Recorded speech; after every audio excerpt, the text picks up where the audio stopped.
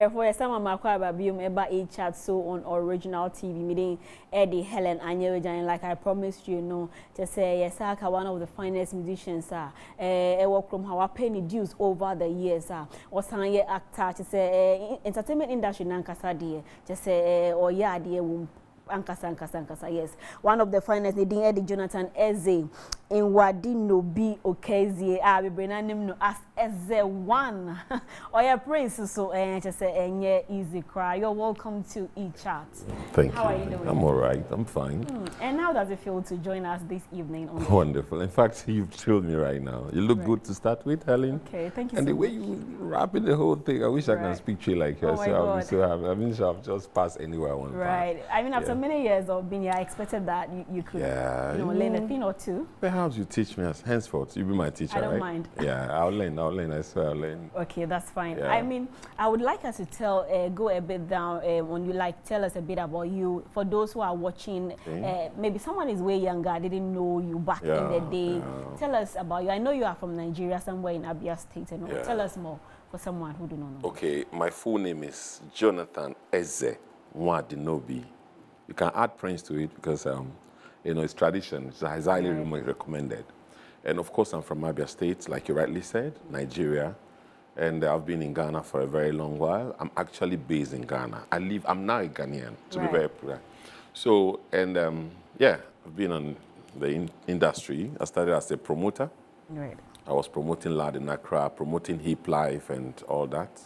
I was taking Ghana music to Nigeria and bringing Nigerian music to Ghana. So I've been in the movie industry as well. I brought a couple of actors and actresses down here. So by the grace of God, I had to go and read music and theater art, and I passed out. So now I can as well direct and do some of my job myself. But I don't really like directing. I like acting. Yeah. You like acting more than directing? Yeah, I like acting more than directing because it takes a whole lot to become a director. It's not just a passerby. But even though we are experienced and we've gone through so many movies, that does not qualify us to be directors, right? So, but well, I've been trying. I've done a couple of movies myself too, and I've done a couple of music production as well, so that's it basically. Okay, we'll get into the the movie industry as well, as you spoke about it, but I'd like to know about the Loud in GH. How did that come about? What was the program about? Loud in Accra. Loud in Accra. How did you, promote it? I knew you were a marketer, a promoter at the time. How did you do that? Okay, so it all started from my love for hip life, Ghana music. I was taken to Trade Fair when I came, my first early 2000s, I think it was 2000 exactly. At Trade Fair, there was this music concert they had. And I remember seeing people like Obrafon, Yogi Dogi, Kwame Owusu, and many of them, Tic Tac, and so on. And I loved it. I realized, I felt it was the new page of music in Africa because it was something different. It wasn't sounding like High Life, it wasn't sounding like any other thing, but it was sounding so uniquely. So I felt it was something I need to dive in, and that's how I started. So I felt concerned and responsible. I felt, what can I do to help move this to the next level? That was why the whole picture started. And I decided to slate programs as in promoting it and bringing all sorts of artists from around the world, people like Two-Face, P-Square, Sway from London, and so on. So we started doing that. Jam started from 2000, 2001, and 2 and 3, and then about 2007. Yeah. So, and I stopped because I had to go to school, and I got admission then. I think then the immigration weren't giving residence permit to study and to live together. They either have residence to work or residence to live. So when I told them about my interest to go back to school, I was asked to resign from the company so that I can, go to school. So, and I resigned. And I think my second lectures in school, I realized one of my workers sneaked out with the concept and took it to a nearby radio station where they started slating it. So I was in exam hall one of those days when my lawyer called the father. He was asking if I was the one doing it without his consent. I said, no, I wasn't. And then we now decided to go to court. So we settled everything in the court. So that was why I stopped for a while, and I felt I should. But now they have rearranged things. Now, government in this country has really developed, especially with the electronics kind of security society. I've seen security, we call it social security activities going on in Ghana. I think I might still go back because I felt it made some of the artists to deviate from what we're really doing. Right. And at this point, they don't really understand what hip life was all about. Hip life was the best music Ghana could ever have. Right now, without hip life, are you going to say you're doing Afro beats? Are you copying the Nigerians? Are you copying the Jamaicans? We should be original and unique. So I felt the only way out was to try and reintroduce that in the industry. Yes, please. Wow, that's good to hear. But I also know that, you know, at the time you featured some artists like TikTok, Tiny, among the others. How did that come about? Is it through you working as a promoter that landed you with working with them for your music? Or I guess so. I guess so. Because first of all, let me say that you can't talk about hip life without talking about these two heavyweights, right. TikTok and Tiny and Obra for them. You can't do that without them.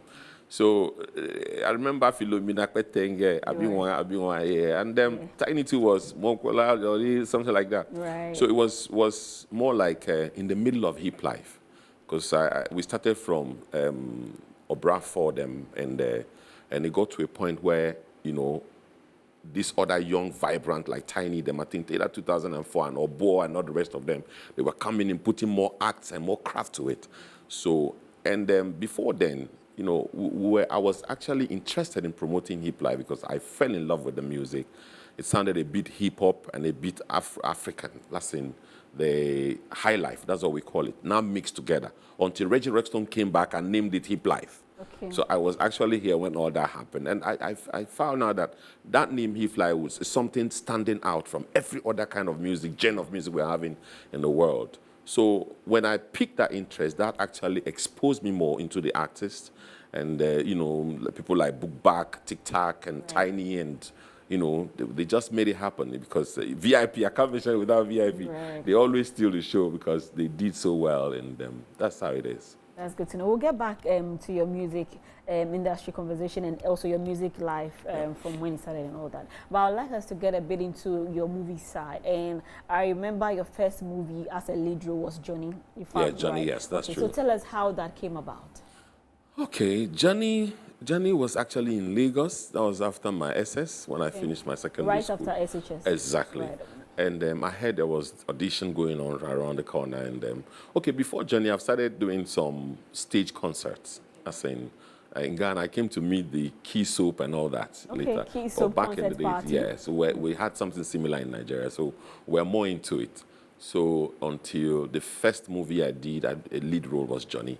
So the first one I did was this. I can't really remember the name, but back in the days, they call it all sorts of names, as long as we entertain the people, and it was so fun. And I was opportunity to be featured in that movie. And the director of Johnny now came and saw me and like, oh, I like what you did. Let's go. There was a particular stunt I did. And anytime I remember the stunt, I just laugh because it wasn't easy. Right now, I can't do it. Wow. You know, it was a church scene, and we're supposed to be in the church when armed robbers would come and attack us. And when the armed robbers now came, we were running, and there was a white somersaulted, and the whole thing thrilled them. So he decided to bring me on Johnny. So Johnny was something new, something I didn't know they could edit and make it one way, because we were always on that stage doing what we can do. But Johnny was the first thing I know that got into CD and they started selling it. So that's how about on. The director saw me on the very set I was, and that set was a series, was continuous. Okay. So every Friday or so we normally go for a shoot, and he picked me up, and I was lucky. Yeah.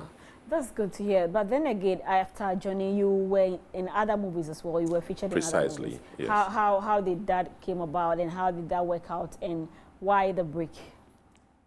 Very good question. I've not seen anybody ask me this question. Why the break? Right. Well, after Johnny, we did a couple of other movies. And normally, when you go on set and they see you, that you've got the vibes and you've got the energy, then tell a friend to tell a friend. Oh, there's this young boy I saw in that. I'd like to put him on. And they were just opening the page for Nigerian movies. Yeah. So that was how we started. Then it got to a point where we had to now screen all the actors and actresses. We're asked to go through screening. So we're brought to Ejiro's office, and they screen us. They decided the elite actors and actresses were placed in category A, and the next I was in category B. Of course, I wasn't that popular then. Then the upcoming ones were placed in category C. So that was how I got my ID as a Nigerian Actors Guild actor. And that was how they started calling me for the jobs. But I stopped for one thing. You see, that was just the beginning, and it had lots of hurdles in between. And one of the things I didn't like was to be on a movie with my dress, and I'm walking on the street, I'm still wearing the same dress. Right. So it was so embarrassing. I saw it just once, and I decided to quit. So, and I didn't quit. I felt the industry, I should rather work hard to better the industry so we can probably come back.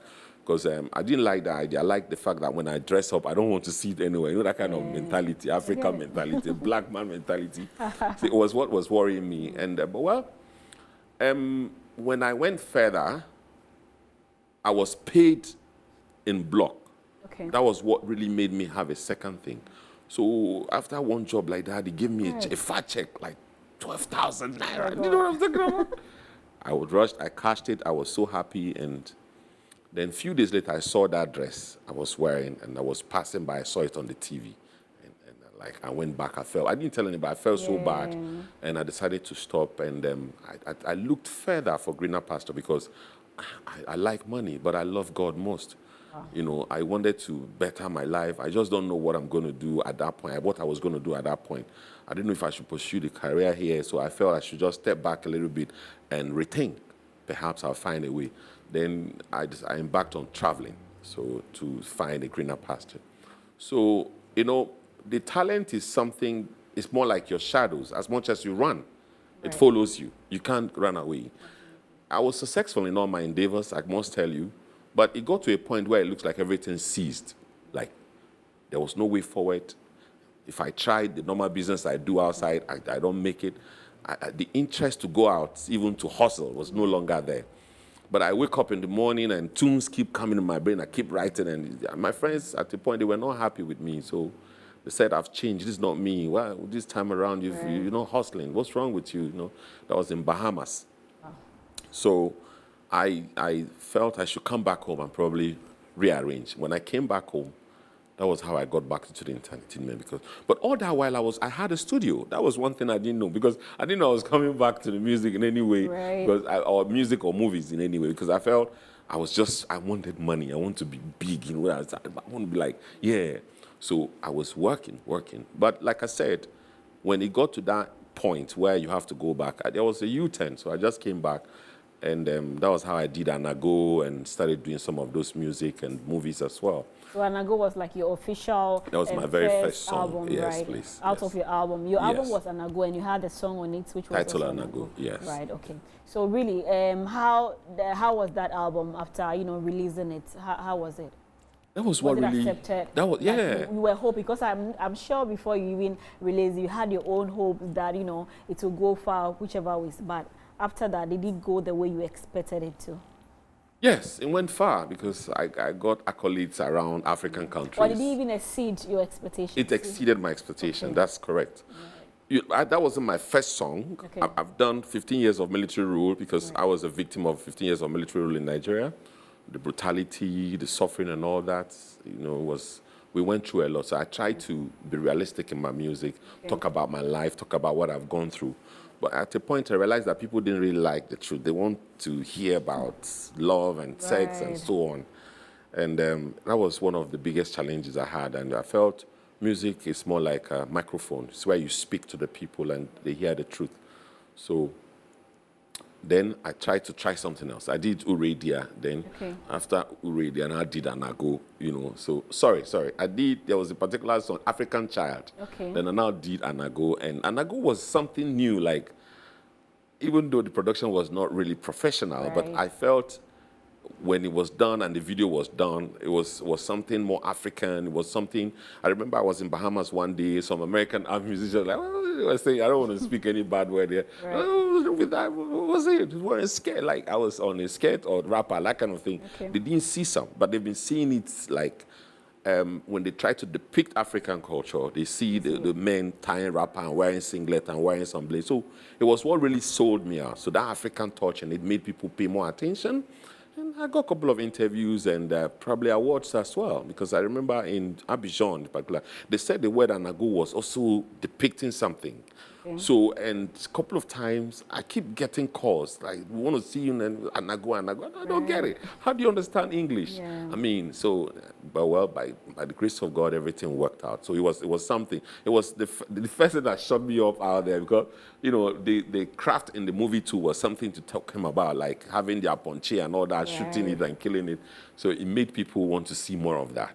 Yes, please. I think one of the things that will take usually take musicians far is when they are authentic, when it's different, Yes, you know, and unique. Right, uniqueness. That's true. So in these days, we see people, a lot of people do music, but once a person is unique, we see them going further. So it was good you put that in. But thank you, Helen. Right. In all that, you know, when you started movies, music, were your parents in support of that? My dad especially. As for my mom, she believes in me so much. Okay. She knows I can succeed. Right. You know, she knows what she gave birth to. My father didn't like it.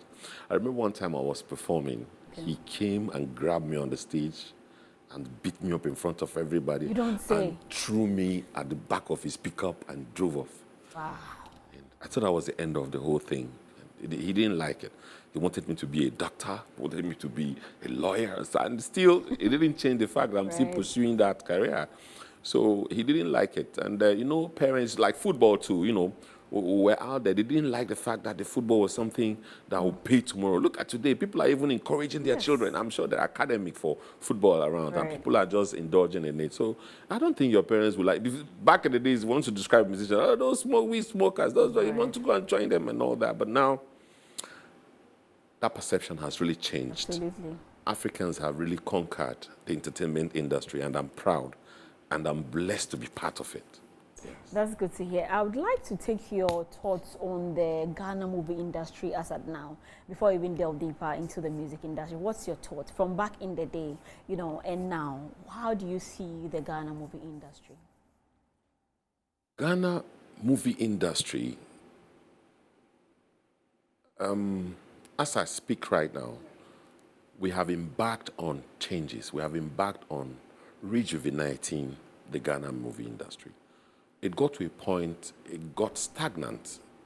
Perhaps I will mention some of the reasons why it got stagnant.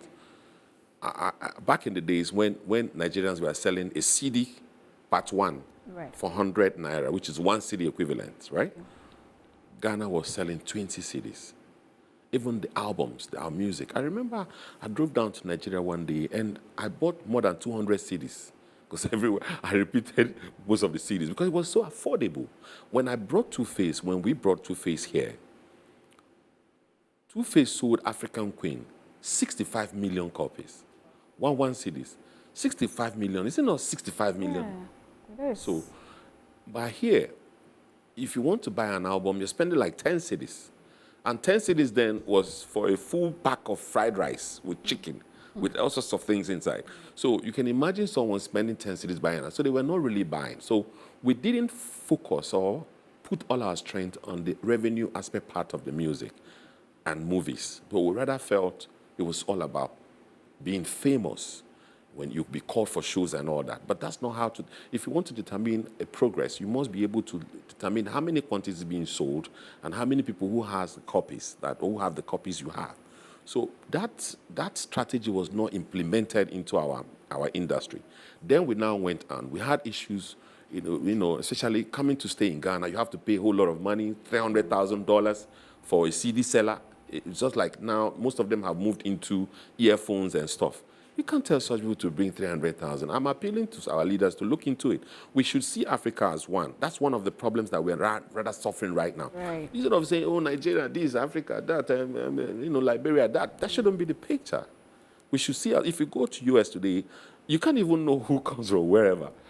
Someone from California can be abusing someone from Maryland or telling you go and bring your passport before you can have your residence. That was one of the biggest problems. So it got to a point in the movie industry where Nigerians were coming to help us lift the movie to the next level. I remember bringing Zach Oji and Ernest Obi and Michael Ezronye, who happens to be from my hometown.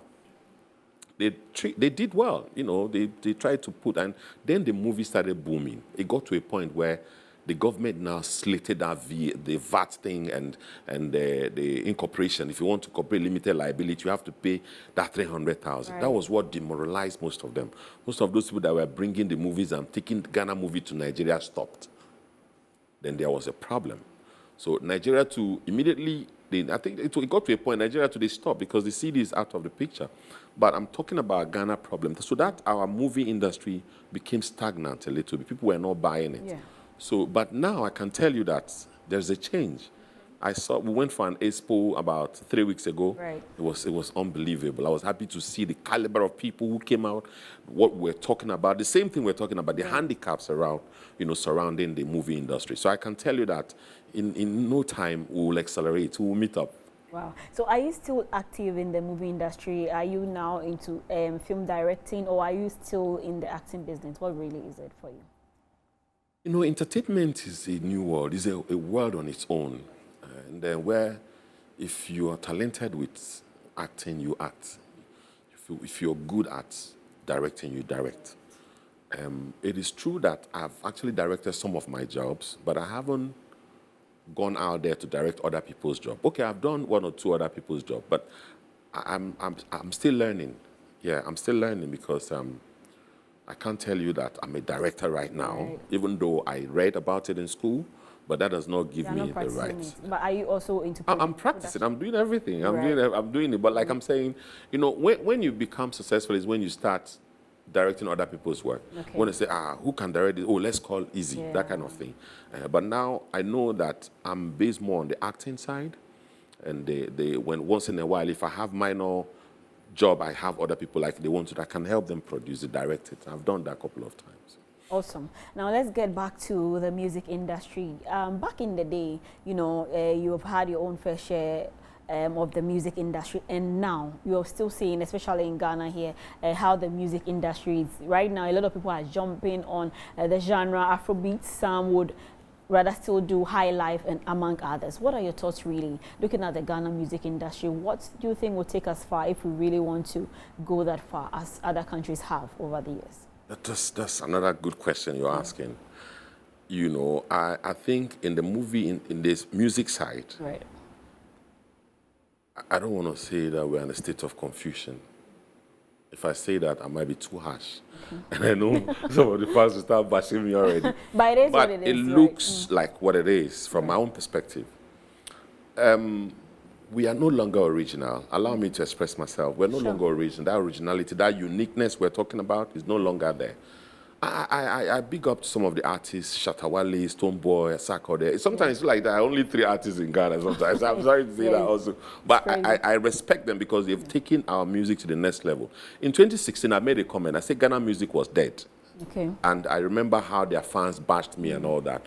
I'm sure by now they would have seen what I was trying to say. Right. Because 2016, I said that 2018, Shatta was in Nigeria to perform, and he received that cold waves. Right. And I mean, he was not received as Shatta we know in Ghana. Right. Because some of them failed to invest in the music. They just want to be popular. They want to be famous. Nigerian art, some of the artists, they come underground. Last time I ran into the club, I saw Davido. I was like, yo, are you performing? He said, no. I have a new album. I've come to perform. I said, really? Wow. And another day, I saw Wizkid. And you see that they come underground to promote, to do, but none of arts from Ghana had ever been to Nigeria. I'm saying it again, including Stonebwoy. Right. Stonebwoy, I was disappointed to see he was featuring somebody from, is it something Heritage and all that? They are old, one of my best also. But I felt he should have channeled that energy to Nigeria. Or Lomo Bitters, Nigeria. Right. Every product that comes out, Nigeria. Because that is the biggest market we have. We're looking for money, not fame. Right. After the money, fame can come. Absolutely. So that is one of our outstanding problems. And another is that they should go back to hip life. Okay. There's no other music that can make us stand out. There's no other name. I've thought about it generally. There's no other name that can make our music in Ghana stand out, if not hip life. And I was disappointed the way Reggie Rockstone handled it, because I remember when we went to Kumasi with Two-Face, he was supposed to be crowned. Who was supposed to be crowned? Reggie Rockstone. Okay. But getting to Kumasi, some artists refused. They called us on air. They were, am I coming here to tell them who their leader is? Am I coming here to tell them who their king is? It was so scary. Wow. I'm not going to mention it. I normally mention it. I don't want to mention Why? it. No, but I don't want it to look like I'm stepping on them, because I believe I'm still alive, and they're also alive, but level don't change now. So they messed it up. And Reggie too didn't come. So it was... He didn't show up at all? He didn't show up. Wow. So it was disappointing. I remember Obo and all, they never showed up. Wow. Jesus Christ. I was so disappointed and all that. But then I found out that we're not on one umbrella. They were feeling, some of them, inferiority complex. Some of them feel I've already been there. Who is Reggie? He's just coming from America to tell us, oh, where was he? Where were he? You know, those words were coming from this artist. So then when I didn't get that corresponding energy from Reggie and others, so I decided to go back. And they were even beefing me, you foreigner and all that. You know, it's not easy. The word foreigner in Ghana is like insult. I don't know. They want to beef you right now. They just use the word on you. So I felt I should not step on them because I was new then. But now I think I was standing like a proverbial hen then. But now I walk around with my 2 feet. So that was another problem we had. Then when we were all in one umbrella trying to decide which way forward, then Crank came. People like Ochame Kwame, Asem, and so on. And there are many of them, like Wusu. I remember Wusu. Wusu. Crank was a London kind of music, was for, you know, England. Right. But we adopted it. That was where we deviated from hip life. Hip life, okay. So, and I remember I came on air, I spoke about it, like, yo, why are you living hip life? And one DJ, Jesus, I wish I remember that guy. You know what he said to me? No. Oh, but it's just a trend. It will go and pass, we'll go back. They never came back. From that, they went to dance hall. And since then, they've been gallivanting. They don't know where they are going to. That was why I said I should use the word confusion.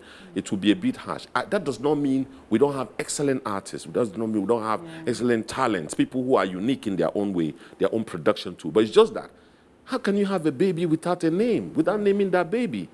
You would apparently, when the baby would turn. Hey, the baby would turn. But when the name is Kofi, when you call Kofi, you know it's Kofi? Absolutely. Shatta not long ago went to, the thing is US. There was an interview, they asked him. Right. So what genre of music do you do? Shatta said dancehall. The lady said, no, I mean, what kind of music do you do? I saw the video today, and I'm even surprised I'm here. Wow. I saw it, and I captured it, and I saved it in my file, my archives, for future reference. He said, you know, he does dancehall.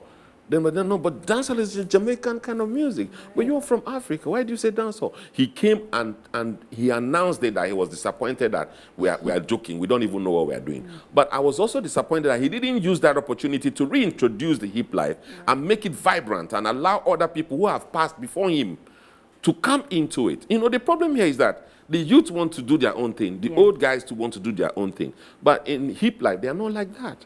You see people like Busta Rhymes featuring Chris Brown and all the rest of them. They mingle among themselves, learn from the old school. Absolutely. And make yourself relevant. Those are the problems we're having in our music industry. And to better it, to make it better, I'm looking at the promoters. Okay.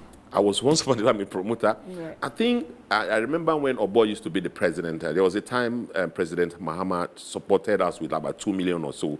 And we were like, why don't we use it to commission a force whereby they can go out for royalties and talk to radio stations and TV stations to gather money and support, build new cathedral, not even cathedral, build new event centers and schools for some of our musicians. But that plan didn't come into place because I don't know what I'll blame it on. Let me also be very conservative with my words this evening. So we couldn't get it. We lost it. If we had that commission, today I was expecting the elite acts as in artists, like the 3 names I mentioned now, the Stonebwoy, the Sack, the Shatter, and those people, you see, Edem especially also, is part of it. You see, if they can be classed as Class A, then I know of Kwame Eugene, Kidi, and so on, the other young, Miss V, and so on. We can also come to 2nd class and 3rd class.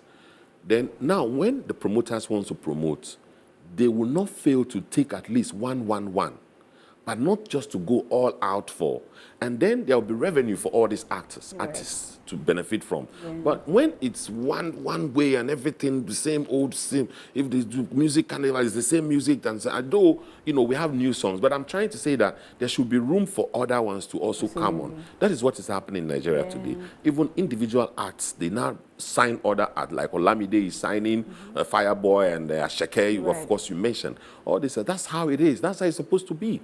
When you get on top there, try and pull another one. Pull another one, because My mother said to me that, you see, the same people you meet as you're going up, they are the same people you meet when you're coming down. 100%. So you should be careful how you handle them. So those are the 4 points I mentioned. Wow, very impressive. You know, we have had these conversations where we feel that, just like you're saying, in Nigeria, though they don't like the comparison, but it is what it is. In Nigeria, you see that we have new breeds of artists that are well known almost every time. Yeah. But in Ghana, we have a certain type. Okay, the A is the S, and that is, like you mentioned, Kwame, Eugene, Kiddy. They're also there doing their thing. But there are others that are also doing well. But are we really even paying attention to them? You know, so that becomes another problem. But then again, some of our artists have complained that, you know, the support the Nigerian music industry gets, we don't get it here in Ghana, and that is what is holding them back in some way. What do you think can be done? Do they really have to invest in themselves, or what can they really do in order for them to fly as much as they would like to?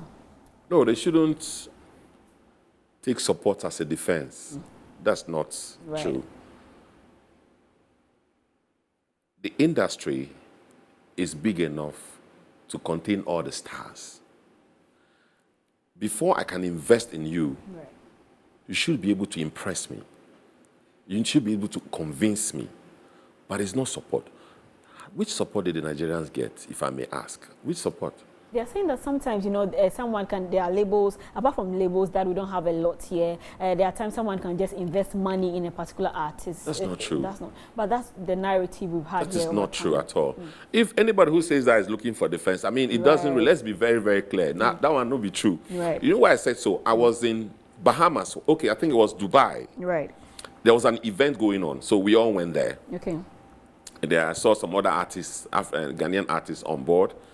And when we entered there, and then we sat in a corner, and at the other far end, I heard a Nigerian guy say, "Ah, which kind of music will they play? You know, get Two-Face. You see, is that the support? Yeah. Maybe that's the support.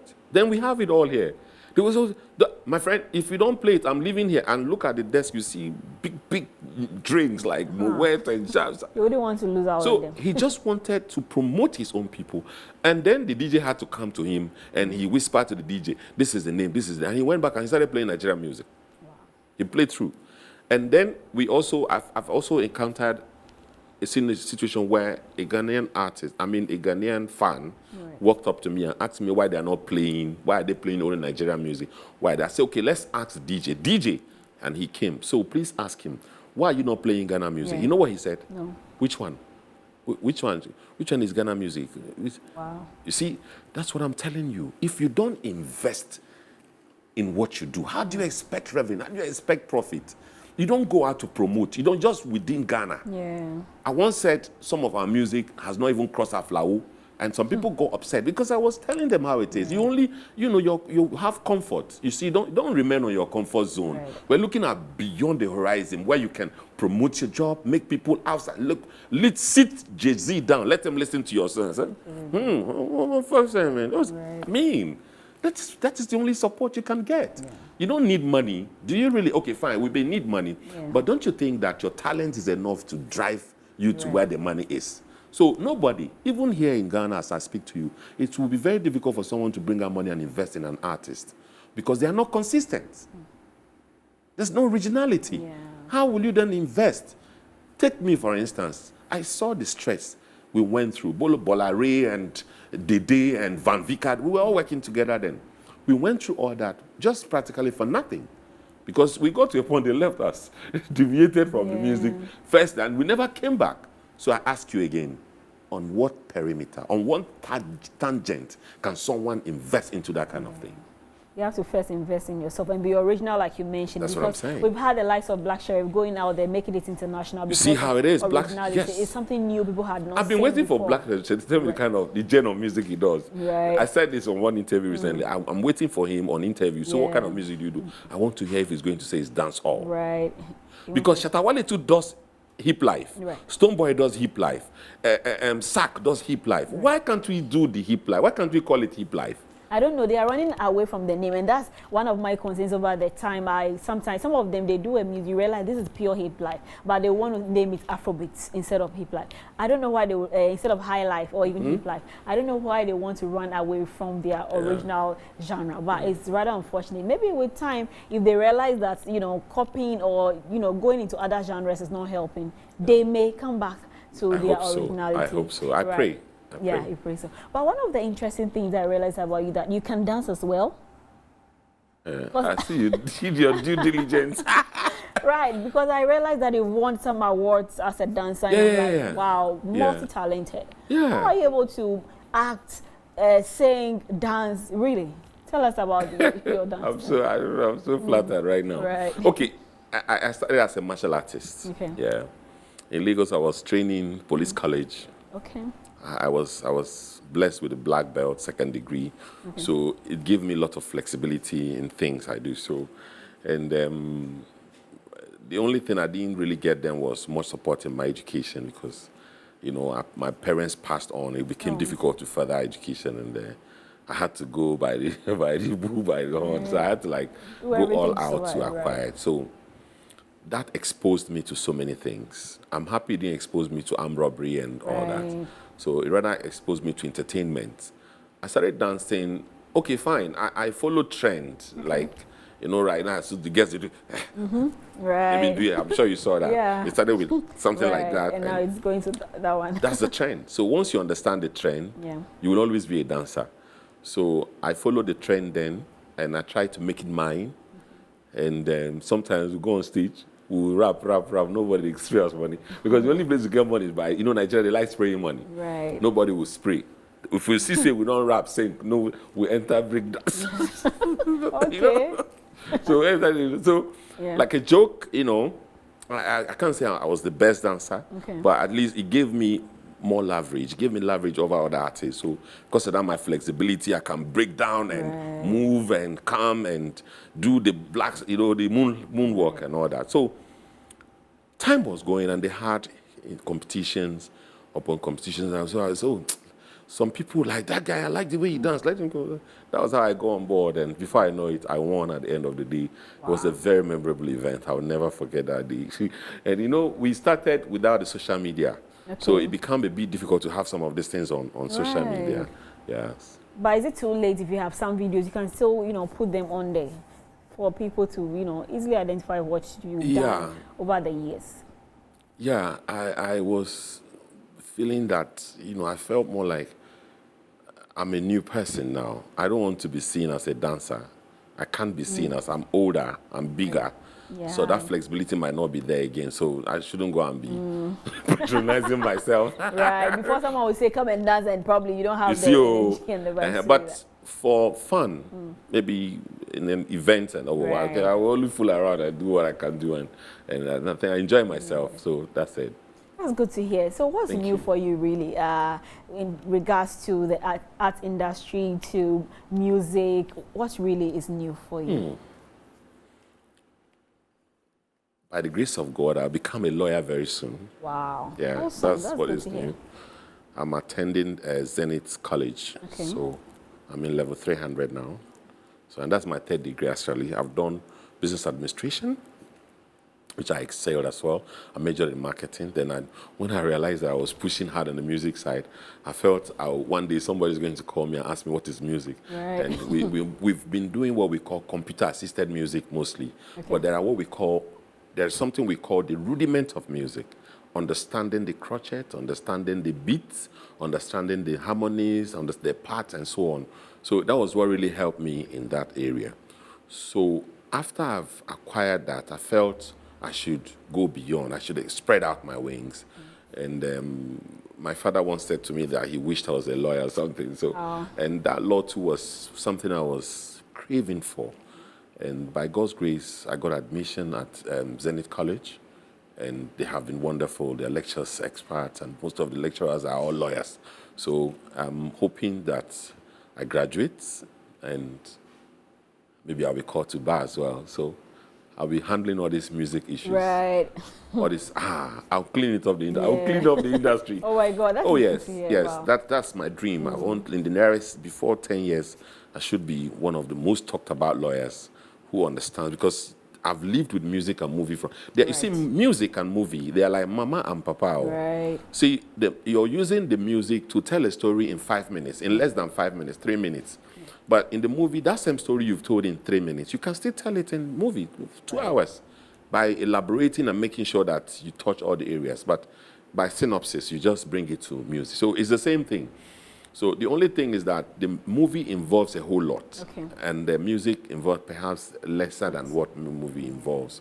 So that's what is new. Becoming a lawyer, I mean, you know, it's good to hear. adding it to my, right. You know, for someone who has, you know, been in the creative industry for many years, adding law is good to hear, and we are always proud to see things like that. Like how we mentioned that, you know, the like of Samini is. Yeah, Samini just graduated. Yes, I was feeling it out there. So it's beautiful to see, so that the young ones. Yeah, he used to come to my house. I remember when we were talking about this school thing, and I told him I was going back to school, and he was like, "Yeah, man. EZE, that's the best thing," you know, and the encouragement was just perfect, and I was also happy when I heard he was also doing a course, and wow, I said, well, if most of the musicians can follow that footsteps, tell me in 10 years why we won't excel. The America, they will hear about us. Right. So. Okay, so I mean, in regards to music, are we to expect any single from you soon, any EP, or you're done with music, really? I can't be done with music. I can't. I think I'm now beginning, because then I didn't really know what we're doing. Like I said, it was computer-assisted program we're doing in them. But it got to a point when you have gone to read music, you'll understand what I'm saying. It would always be there till I die. But what I do now is to bring some of the young boys and try to groom them into something. So I've got a couple of artists, surprise package for Ghanaians and Nigerians as well. So I believe I have too much trust in those boys, and they are coming with full force. We keep recording every day. They're always in my studio. So, and I'm sure very soon they'll start seeing them. As for me, if I don't come to the microphone, does not mean I've left the music. Right. I can still be behind the world and still do what I'm doing. But I have an album. I have 2 albums ready. Oh, wow. Because what I normally do during my vacation, I spend all my time in production, and I have them ready. But until my management say, yeah, they are fully ready, I can't talk much about them. Yeah. We are almost behind, but before your last word, I would like to find out, is that to say that you are bringing up a label or something? Bringing out musicians, the guy in Nigeria, are you bringing out any sort of label? Afrofusion is a label already. Okay. So you already have a label? Yes, Afrofusion music. That's the pedestal. That's where we are riding on right now. Beautiful. So, and we've been there, and, you know, like I said, we Africans, we don't really understand what it means to have a label. That's one thing. we don't in the movie side, we don't know what it means to be a producer and executive director and all that. So this other side, you see that for you to be a producer, I mean, for you to have a label, it involves you signing new artists, having a long-term, so which of course we have a couple of artists. I have like Dizzy Mortal, I have like Uche Nice Guy, some of the Nigerians who also lived here.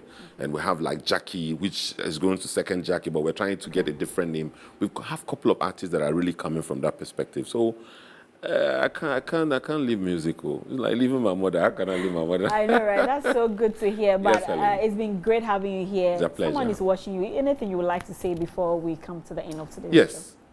If I would talk about anything, it's about entrepreneurship. You see, if you go and look for a job and you don't get a job, go back and think around your vicinity. There will be problem that needs solution. There must be something. There must always be. Do you know, as the day breaks, more problems are multiplying. So I want you to learn that you can be a boss on your own. Just discover that thing, find solution to it, and you'll be independent. I've seen a couple of people who graduated from university and they are home doing nothing. And I feel so disappointed. You don't just, you have to be the head. Maybe God wants you to be the head, not the tail.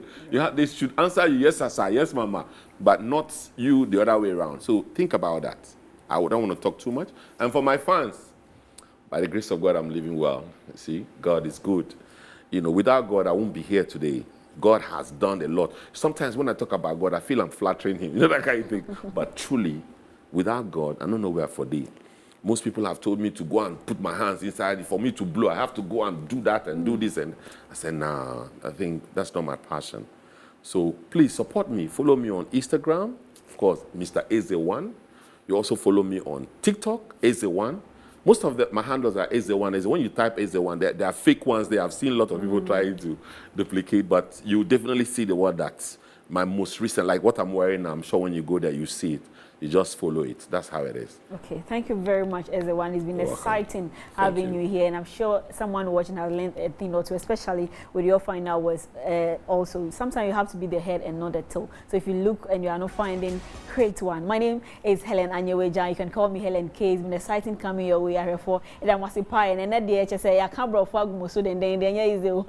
That's an best way share on E-Chart on Original Television. Good night.